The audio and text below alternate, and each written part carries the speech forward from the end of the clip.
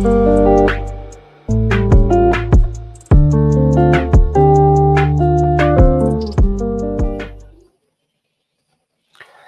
อสงค่าพี่น้องผู้ดอมยินเสียงใต้ตีนับย้ำกูเจ้ากูปาย้ำดิกตั้งสายลมอีกปารังข่าวลงแรงเปิงไหลมาหบทบหบหยาพี่น้องเฮากากว่าแทงวันหนึ่งเขาย้อนหาตั้งหักแม่ตาตั้งนิมเจอ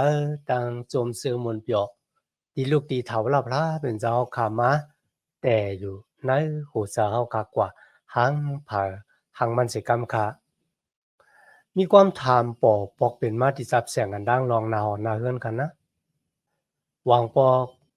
อแม่ก็ถามดีลูกตัวเจ้าเก่าว่าก็บ่สังลูกอันมีอาเกียงสลิกตาเหมือนเจ้าหนังปอดังแม่สิอีดันให้ในกันนะเหมือนเจ้าหมากไม้ตีโคงตกไก่โตนมันแท้ๆในกะพี่น้องค่ะนั้นมันป้องว่ามันมีวางสำวางเปิงที่เป็นสภาวะ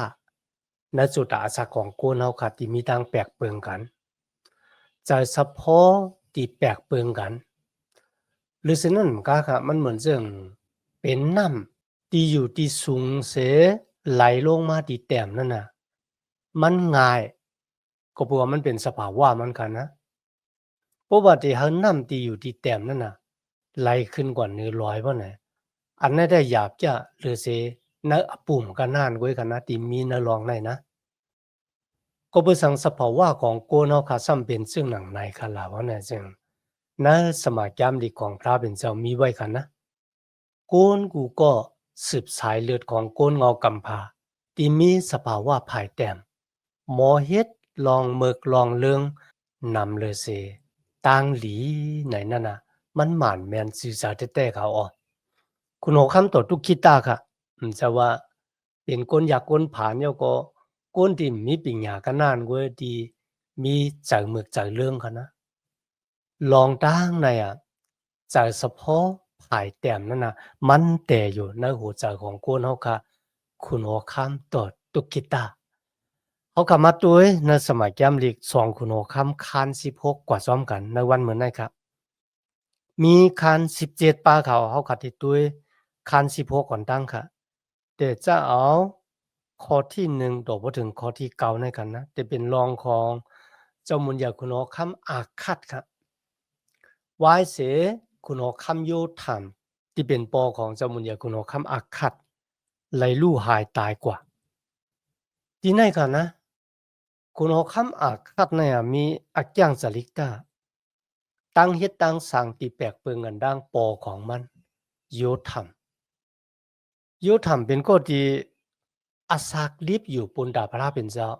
ภาคเลยอยู่สิกูยำพระเป็นเจ้าซื้อโยดอพระเป็นเจ้ากุยกะอาคัดในค่ะนะมีดังแปลกเปิงกันดังปอของมันแท้ๆมันเปแปดเถียงแปดพระเป็นเจ้าค่ะพระเป็นเจ้าที่ปอมันเฮ็ดวัดกูกวยนั่นน่ะมันนำเฮ็ดวัดกูกวยมันซ้ำกว่าเฮ็ดวัดกูกวยหุ่นหางช้างทู่พระป่าล่าของคุณออกคำมิวอิศิราปอดของหรือสินั้นกาค่ะนะอำว่าได้เป็นจอมเหนือร้อยตายตนไม่หยามันก็เฮ็ดขุนหางช้างทู่เฮ็ดเสาเมียดไหนก็ได้แล้วก็มีปุ่งหางนางผีอัสราเฮ็ดวัดกูกวยหุ่นหางช้างทู่มันเหมือนปองสิกันนะที่ไหนมีหวังก็ถามว่าคุณอคำโยธรรมเนี่ยมันเป็นก็ดีอยู่สิกูยามพระเป็นเจ้าก็ผู้สังมันสอนเฮาลูกมันเนี่ยมีตั้งอยู่สิกูยามพระเป็นเจ้าเหมือนเจ้าหนังมันพี่น้องข่าวลงแรงเบิงอยู่ว่าคุณอคำโยธรรมก็สอนอยู่กันนะอาติมสอนเตสอนว่าฮะเนี่ยกุยก็ที่เป็นลูกมันคุณอคำอาคัดเนี่ยก็เลยหันตั้งเฮ็ดมันบอกว่าเลยหันปุ่งหางตั้งอันปอมันซับซ้อมหอมไปพระเป็นเจ้ากุยมันแตบตัดสินจะเถียงเป็นพระเป็นเจ้าเย่าก็กว่าเฮ็ดวัดกูกว่าอยู่นางสร้างทูอาพี่น้องเฮาค่ะณจุดาสักด้านคริยานเฮาก็เหมือนกันเฮาคาเตสืบสอนบรรลูกเฮาหลานเฮาไหลแทงหลายจุบ่ได้เป็นตั้งอันสั่งสอนปิ้งยาแต่ละพระเป็นเจ้าบ่ได้เป็นตั้งอันเป็นปุ่งหางณตั้งอันจับซ้อมหอมไปพระเป็นเจ้าคั่นนะเฮาคาเตหมอสืบสอนบรรลูกหลานของเฮาแทงหลายจูครับมีพี่น้องกองรัฐนี่ข่าวลงแรงเบิงคั่นนะลูกหลานเฮาเนี่ย ลองลีที่เขาสอนนั่นนะมันบ่หันอาเกียวป่อเป็นมาเนื้อสาเขาก้อยการลองไห้ที่เขาไหลสอนนั่นนะเขาใกล้ๆหันมันป่อเป็นมามันป่อว่าคือขนาดนะวางกันสภาวะที่อยู่ล้อมหอบตัวเขาลูกเขาอาบแต่หมอเยิงซ้อมที่อยู่นอกเฮือนนำเลยสิในเฮือนไหนครับในกอลีป้าจากะพี่น้องค่ะมันเฮ็ดจึงคุณออกคำอาคัดเนี่ยอาลูพี่น้องเขาค่ะ นัดสมัยย้ำดีว่ามันเอาลูกมันเนี่ยกว่าเผาไผ่ลูกเป็นเครื่องปลูกจ่อปันพลามูลอกมันเป็นดังอันลีหังเอเสตต่อหน้าพระเป็นเจ้าก็ปือสังก็ปือพระเป็นเจ้าไลปาโยสู้เข้ามาในลินแดนคณาอันเนี่ยอุนดาเดลืบโกนดีเฮ็ดวัดหุนนางสร้างทูพระป่าลาพระมูลอกโตที่เป็นปอเป็นแม่เนี่ยเอาลูกของตุเจ้าก็กว่าเผาลูก เอากว่าใส่ในมือของเจ้าพระมูลอกที่เขาเอาไผ่หุ้มไว้มันแหลงจองห้องในค่ะนะมือกว่าแค่ลงค่ะลูกอ่อนน่ะมือซ้ายมือขวาเจ้าก็หมอจอยหรือดูเจ้าเก่าโต้งกว่าโต้งมาตายอยู่ในองค์มือของพระมูลอกขุนนางสร้างทูตเล็กลงนั้นน่ะพระเป็นเจ้าเขาปู่หมอนเขาเนี่ยลืบก้นเจ้าในออกในแลนลินกติสจากว่า ยกให้เขามาอยู่มาเศร้าปุนดาเดเป็นปุ่งหางอันดีให้ก้นดังหลายหันว่าพระเป็นเจ้าที่เฮาเฮ็ดวัดกูกวายเนี่ยมันจะเป็นเจ้าพระที่อย่างแม้ได้สูงสุดมันจะเป็นผู้ผ่านสร้างมันจะมีอโลกเขาเอาอาสาโกนเนี่ยมาเป็นเครื่องผูกโจพี่น้องค่ะกุยกะคุณหมอคำอาคัดเฮ็ดตั้งเมือกและตึกโตกันดังเถาลาพระเป็นเจ้าพระเป็นเจ้าปล่อยให้คุณหมอคำอาศิริยาดังคุณหมอคำมิวอิเสลาปอดห้องในกันนะมาตึกมันค่ะลูกซึกมันตายนับอ่านหูแสนค่ะหรือสินั่นกาค่ะนะโกนหวานโกนเมือง200,000ไหลขามดังอันตียอบกว่าเป็นกี่ขาก้อยก็เขาต่างเกจูพระเป็นเจ้าค่ะตีไหนค่ะนะอิสราเอลค่ะนะตียอบโกนเมียวยูตาเนี่ยเอากว่าเป็นขี้ขาของเขาอิสราเอล10คือดังยูตาเป็นยามิน2คือที่เป็นอิสราเอลปอดจานในค่ะนะเป็นพี่น้องกันค่ะปะโลแพทย์ของพระเป็นเจ้ากว่าลาตีคุณหอคำมิวอิสราเอลปอดห้องค่ะนะสูเตขี่เนกเด็กเตงนิกจักยันเซพี่น้องของสูติเจ้าพี่น้องของสูเมื่อเป็นขี้ขาของสูฮะมันเป็นดังอันดีหังเอเสตต่อหน้าพระเป็นเจ้านะต่างเกสูพระเป็นเจ้าคุณหอคำปอดห้อง ถอมเอาความของเถาลาพระเป็นเจ้าที่มาตั้งประลอแพทย์เขาก็ปล่อยกวนเมืองยูตาห์เนี่ยขึ้นไหวปอกมากขึ้นเขาพี่น้องค่ะที่ไหนกันนะอิสายาเป็นประลอแพทย์ของพระเป็นเจ้านักกะปานคุณเอาคำอาคัดกันนะอิสายาลาดีคุณเอาคำอาคัดกันย้อนลองตั้งอันหลากหลายย้อนลองตั้งอันดีอ้ามที่พระเป็นเจ้าแหละพี่น้องค่ะอาคัดเนี่ยยอมสุดต้องเตืองหาพระเป็นเจ้ามันว่าจังค่ะอ่าข้ามีอานาตันโคหมอจอยแถมตัวเจ้าเก่าข้าอิงปึงตัวเจ้าเก่าเลยข้าอิงปึงโกนเลยข้าอิงปึงหูนางสร้างทู่เจ้าพระตู้ของก้นขณะอ่านไรข้ามดับลูอิงปึงพระเป็นเจ้าย้อนแลย้อนลองอันดีอ้ามแลย้อนลองตั้งหลากหลายดีพระเป็นเจ้าเลยย้อนเลยบ่มันย้อนก็พระเป็นเจ้าก็ปั่นขนาดที่ไหนนะพระเป็นเจ้าว่าวันหนึ่งนะอิมมานุเอลาพระที่มีอยู่เลยจอมกลที่มีอยู่เลยจอมสูงมาคลายเขาก็ได้ปันเจ้าเต้ค่ะพี่น้องค่ะพระเป็นเจ้าเด็กขายโกนยูตาเนี่ยกว่าเป็นขี้คานในเมืองป่าบุรุนกุยกะเจ้าหือเงินไขของเจ้ามุนยาคุณอคำดาวิดเนี่ยเด็กขึ้นไหวปอกมาขึ้นมาก่อตั้งปกตั้งซึ่งวันเมืองมิวอิเซล่ะต่อพอถึงวันที่เจ้าเยซูคริสต์เจ้าแก่ยอดมาเกิดในโลกาเนี่ยปุณดาได้แก่ชอดเอาโกนโลกาออกปนมุนรอดเสวระแปดอาณาจตานมานัดตามอแปดในหมอไพ่งลายหลงเขาขัดติเลยสืบเพียนในร้องในกว่า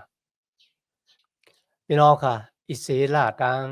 คุณออกคำซีเรียค่ะนะเขาว่าเขาได้เป็นมุกไพ่ติเตมาหุบมาหุ้มมาเผาไม่แบบเจื้อหือเงินไขของเจ้ามุนยาคุณออกคำดาวิดอย่าให้เหลือในคันนะพี่น้องค่ะพระเป็นเจ้าหันว่าอิสราเอลได้ตั้งคุณออกคำซีเรียกันนะ มันน่ะเจอมุกไพ่ค่ะมันเป็นลืนไพ่กันนานกว่ามันได้มาเผาเจ้อเงินใครเจ้ามุญญาคุณอคำดาวิที่พระเป็นเจ้าปันกติสจาไว้เนื้อปลางคุณอคำดาวิดเนี่ยตักเตมีคุณอคำสืบนางกว่า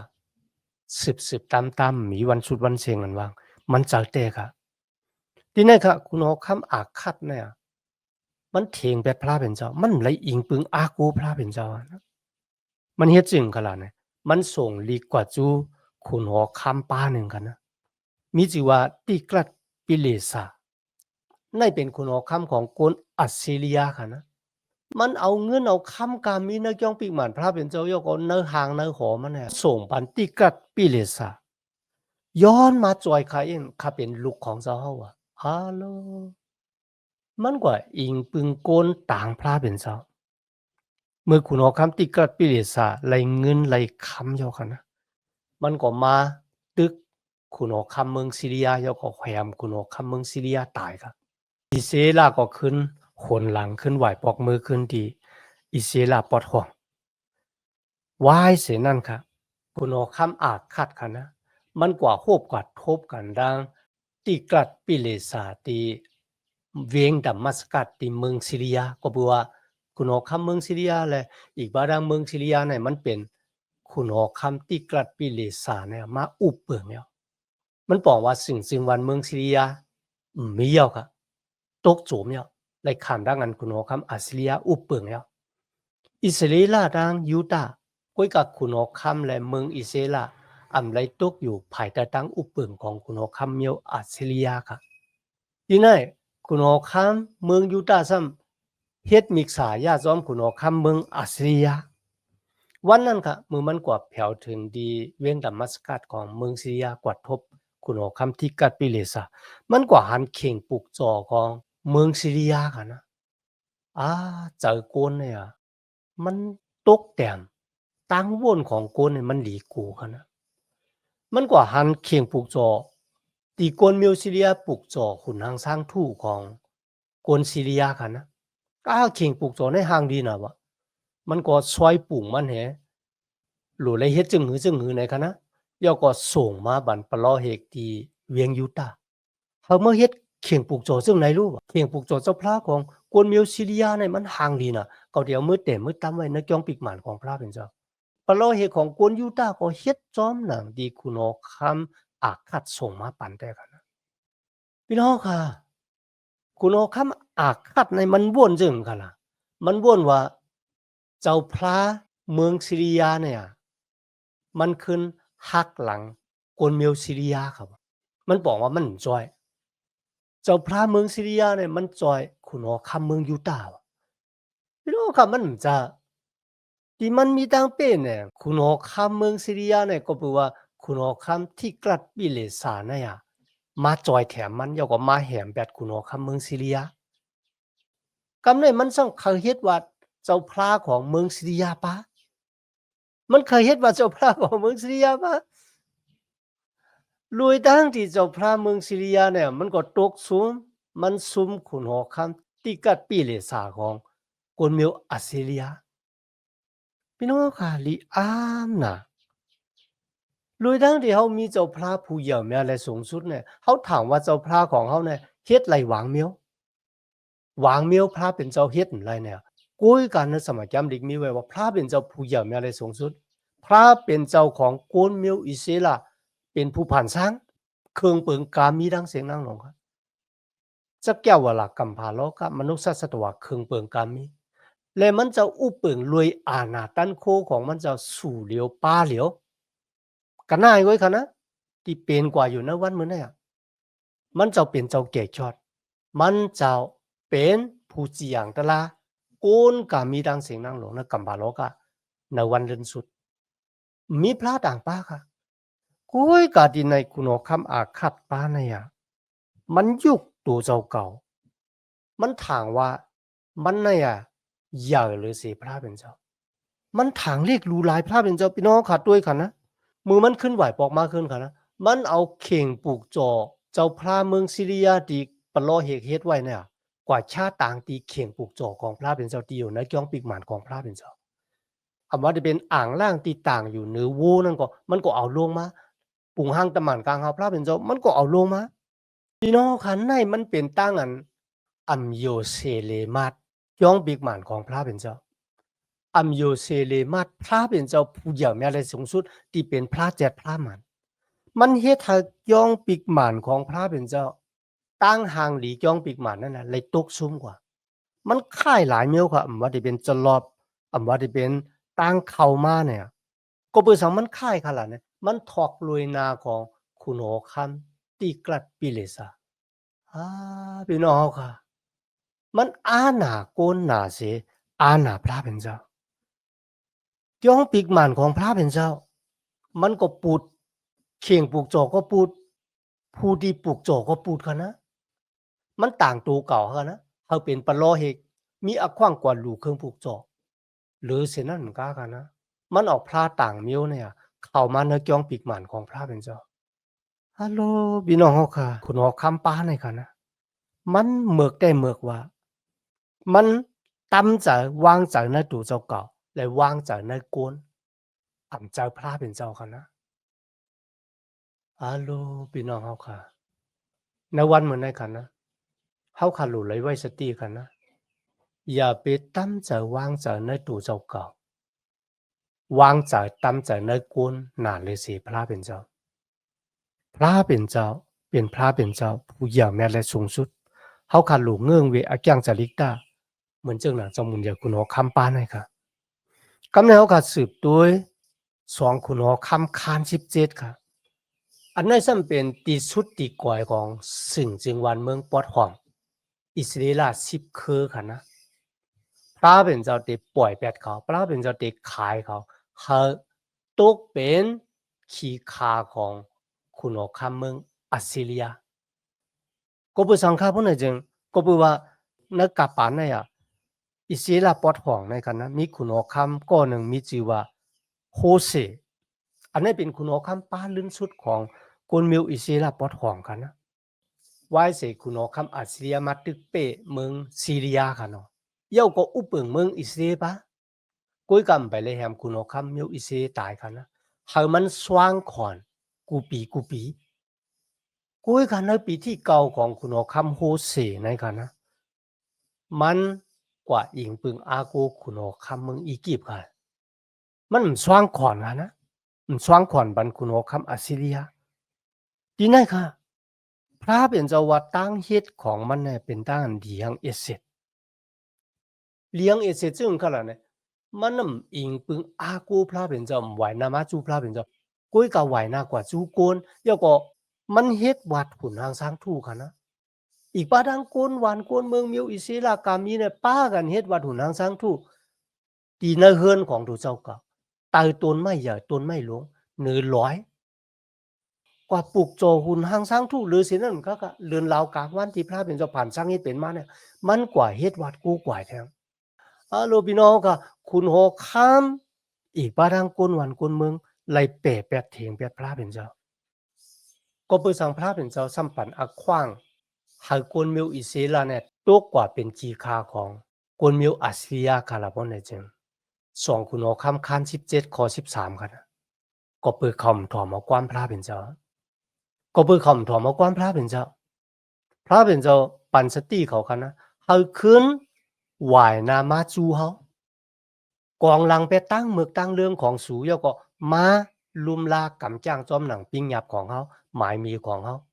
จอมหนังที่เฮาเลยส่งปะล้อแผดของเฮากว่าลาดนี่สูอันที่2ครับก็เพื่อสังพระเป็นเจ้าปันอขว้างให้เขาตกเป็นขี้คาของคุณหอคำเมืองอัสซีเรียก็เพื่อเขามีตั้งทางเถิมเนพระเป็นเจ้าพระเป็นเจ้าเฮาเนี่ยมันอัปเดตจอยเฮาไหลหวางเมียวกันนานกว่าหลายเมียวมันจอยเฮาหมไหลเหมือนเจ้าหนังปู่หมอนของเขาถอมเอาความของพระเป็นเจ้าค่ะนะมีตั้งทางเถิมเนพระเป็นเจ้าทางเถิมเนอานาตันคูของพระเป็นเจ้าอันที่3ครับเขาตึกกันด้ามพระเป็นเจ้าค่ะพี่น้องค่ะเนข้าวตัง4 ปาก90 ปีที่คนมิวอิสราเข้ามาอยู่นะแลนดินกติสัจจะที่พระเป็นเจ้าปันไว้ที่บุหมอนของเขาค่ะนะเขาเลยเฮ็ดจอมหนังที่พระเป็นเจ้าปิ้งยาไว้ว่า 50 ปีหลู่ไล่หาหลินเมืองของพระเป็นเจ้าไล่ลือไล่เศร้า1 ปีพี่น้องค่ะเขาละเอียดค่ะก็เป็นจังนั้นนะพระเป็นเจ้าติขายเขากว่าเป็นปีคาของเมืองป่าปุลุนเนี่ยเขาตั้ง70 ปีครับมันบอกว่าใน4 ปาก90 ปีเนี่ยหลินเมืองหลู่ไล่ลือ70 ปีพระเป็นเจ้าลาดร้องในมาดังเยเรมีคนหับใจของมันเจ้ามีไว้นะ2อย่าจะวางชุกคัน36ข้อ21เขาพี่น้องค่ะมือคุณหัวค่ำฮู้เสคุณหัวค่ำอัสซีเรียปาในกันนะเฮ็ดบทอยู่ปาราแปดต่อพระเป็นเจ้ากันนะช่วงขวัญบรรเจ้ามุนอยากคุณหัวค่ำสาลามเนจาแต่เจ้าข้อที่24ต่อพอถึง41ในกันนะคุณหัวค่ำอัสซีเรียมาล้อมแวงสึ่งจึงวันเมืองเมลอิเซลากันนะเมืองสมาลีเนี่ยเขาทั้ง3 ปีอะพี่น้องกำเรินสุดค่ะเขาก็เกินปังหู้ลำเวียงเมืองสมาลีเยาก็เขากว่าแถมโกนในเมืองสมาลีกันนะพี่น้องค่ะโกนตายน้ำแต่ว่าปยอก็ตีหยอบเอาโกนมิวอิเซลา10 คืนในกันนะค่ายเขาออกสิ่งวันเมืองของเขากว่าอยู่ที่เมืองปาปุลุนเมืองอัสซีเรียกันนะกว่าตกเป็นขีคาของเจ้ามุนยากุนอคัมที่นั่นโลโลพี่น้องเขาค่ะมีหลายก่อค่ะล่ะที่กว่าตกเป็นขีคาที่นั่นบ่เนี่ยจังนับอ่านโหล้านมันเขาตั้งอันเฮ็ดวัวตะแปดต่อพระเป็นเจ้าตั้งอันกองหลังแปดพระเป็นเจ้าตั้งอันถ่อมเอาความปันสติที่พระเป็นเจ้านั่นน่ะมันเป้าตั้งตกซุมอันใหญ่ลงมาฮอดแผ่วถึงกุนมิวอิเซลาตกเป็นขี้ขานนับอ่านโหล้านกุ้ยกับวันดีเขาขึ้นไหวปอกมาก่อตังปกตังเมืองอิเซลาเนี่ย65,000เหงก่อกันนานกุ้ยค่ะหยาเต็มมวยลิเลียพี่น้อง พระเป็นเจ้าเลยเยื่นกันเยื่นซีใจดอกโกนมิวอิเซลาเข้าตั้งหลายปีครับ2 ปากปีพี่น้องครับ2 ปากปีเนี่ยพระเป็นเจ้าห้องเขาถ้าขึ้นไหวนามาจูพระเป็นเจ้ากองลังแปดขุนหางช้างทู่เจ้าพระตู้ของพลคณะอันที่ปู่หมอนเขาไล่มาเกินปังย่าลูย่าเหลียวแปดนั่นนะถ้าเขาเถียงแปดเดียวก็ขึ้นไหวนามาจูพระเป็นเจ้าคุยกันได้2 ปากปีนะกันนะอย่าว่าแต่ไหวนามาจูพระเป็นเจ้าอะซ้ำแค้นเฮ็ดลองตั้งอันกูเกิกหลีหังเอเสร็จต่อหน้าพระเป็นเจ้าแต่ว่าก็บ่จังหนังไหนครับพระเป็นเจ้าจึงขายเขากว่าเมื่อคุณออกคำสารามันเนจาค่ายกลมิวอิเซลาออกในสิ่งจริงวันเมืองของเขากว่าอยู่ที่เมืองอัสซีเรียค่ะนะมันขึ้นค่ายเอาคนต่างเจ้าคือที่อยู่ในเมืองมันน่ะเอามาอยู่ในเมืองสมาลีต่างเขาค่ะในขณะที่เป็นที่มาของกวนเมียวสมาลีอันว่านั้นเขานะที่กวนเมียวอยู่เขาจังน่ะนั่นน่ะก็คือว่ามันเป็นเลือดนำผ่าไปแล้วกันนะคนต่างเจ้าคือมาอยู่ในเกณฑ์ในกลางเขาก็ติดแต่หน้าเฮือนซ้อมกวนเมียวอิเสระที่ยังกึดยังแก่นอยู่นั่นน่ะกำลืนสุดก็ติเป็นลูกนำผ่าเป็นคนรอเลกว่าลองก้นสมาลีนะครับเขาก็ติเลยหันนะสมัยยามดิกมาอยู่กันนะพี่น้องค่ะไหว้เสกคนต่างเจ้าคือเขามาอยู่ในเมืองสมาลีเนี่ยที่ในพระเป็นเจ้าก็ปั่นตามเขาก็เพื่อว่าเขาป้าพระของเขามาเนี่ยคนเจ้าคืนหนึ่งและเจ้าคืนหนึ่งในกันนั้นมันเป็นพระที่เจ้าเครื่องปลูกจ่อเป็นโกนขายพี่น้องปุ่นได้เผาหลูวันพระค่ะนะดีกูแต่ค่ะนะที่นั่นครับพระเป็นเจ้าหังสั่งซีมาคบกินโกนเจ้านั่นไงว่าเสลองเนี่ยเลยถึงหูของเจ้ามุนเดียวคุณเอาคำเมืองอาซิเรียค่ะมันว่าหาปะล้อเหตุของโกนมิวอิเซลาโกหนึ่งกันนะปุนดาได้มาสอนทุ่งพิงตลาบันเขาปุนดาเขาเดมเฮ็ดพิษจอมหนังทุ่งพิงตลาของโกนมิวสมาลีนะครับก็บอกว่าเขาอยู่มาพระเป็นเจ้าเนี่ยเป็นเจ้าของหลินเมืองสมาลีหลินเมืองของโกนมิวอิเซลาก็ปือเขาเฮ็ดเฮาพระเป็นเจ้าป้าในเจ้าลำโยนะครับนะเขามีตังกูน่ะเสียวก็ห้องเอาปะล้อเหตุของโกนมิวอิเซลาโกหนึ่งกันนะเอามาสอนทุ่งพิงตลาบันเขาคุยกับพี่น้องเขาก็ที่ไหนกันนะปะล้อเหตุพระเป็นเจ้าไรสอนปิ้งหยับตราพระเป็นเจ้าอันแจดอันหมานปันที่โกนทั้งหลายครับเขาขาคู่ไรจึงกะลาบ่ไหนจึง ก็เปือว่าโกนต่างเจ้าคือที่เข้ามาอยู่ในเมืองสมาธิเนี่ย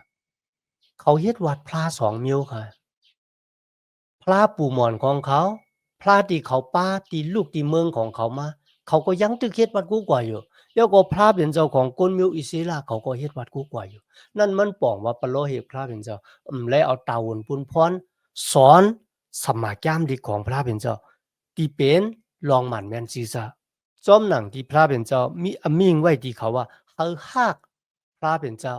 เสียงสุดมักหูเจ้าเอ็นแห่งยันปิญญาเฮาฮักเปิ้นต่างก็เหมือนจังหนังฮักรู้เจ้าก็เฮาอยู่สิกูยามมันเจ้าเลยเฮาสิอยู่ต่อพระเป็นเจ้า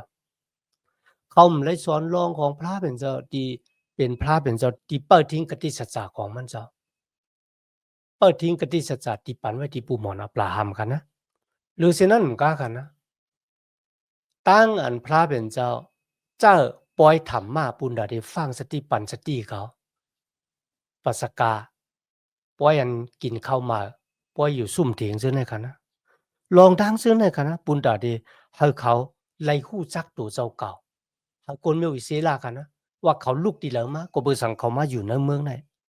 เขาไล่สอนปีหยับตะลาพระเป็นเจ้าปันคนต่างเจ้าคือพี่น้องค่ะพวกเขาค่ะมาอ่านในสมาจามลิกของพระเป็นเจ้าพระเป็นเจ้าเจ้าเครื่องมือหลายสามหลายเปิงปุณดาได้ฟังสติคนมีวิเศษลาปุณดาเขาเดฮู้จักพระเจ็ดพระมันปุณดาเขาเดฮู้จักตัวเจ้าเก่าว่าเขาเป็นพระเขามาอยู่ที่ในไรซึ่งหนังกุ้ยกันลิเซหลายแต่ว่าในวันเหมือนในก็เหมือนกันครับพระเป็นเจ้าปันสมาจามลิกพระเป็นเจ้าปันวันศีลพระเป็นเจ้าปันชื่อเจ้าลองดังซื้อในเป็นดังอันฟังสติปันสติปุณดาเฮาก็ได้ฮู้จักตัวเจ้าเก่าที่เฮาเป็นที่เฮามีในวันเหมือนในเขาเป็นพระเขาลูกดีแล้วมาเยื่องหมายอนาคตว่าสิตายออกโลกาในกว่าเขาดีกว่าดีแล้วเนี่ยมีดังนั้นต่างเกจูพระเป็นเจ้าเขาคามาเห็นหูนำคำตลาพระเป็นเจ้าปุณดาสุดาสักด้านของเขาค่ะอยู่ในโลกาในมีเยื่องหมายเขาอยู่ปุณดาพระปุณดาตูเก่าปุณดาเปิ้นในปุณดาพระเป็นเจ้าและเขาคาหลุเลยตัดสินใจเลือกลองดีลำลองนาสุดาอาศักปานคนที่เกิดมาจากในซึ่งหนังหรือในเขามีดังนั้นดังเกจูพระเป็นเจ้าอย่างนะที่มาเห็นนำคำตลาพระเป็นเจ้ากว่าจอมกันในวันเหมือนในโตพอถึงอาเขียงเขาคาชุดเสียงกันเนาะย้อนหาตั้งหักเมตตาตั้งนิมจาตั้งสมซื้อมนเปียวตีลูกตีเถาลาพระเป็นเจ้าผู้ใหญ่แม่และสูงสุดโตขอดแผ่วถึงพี่น้องเขาคากว่าหังเผอหังมันสิกรรมคามาสูงคา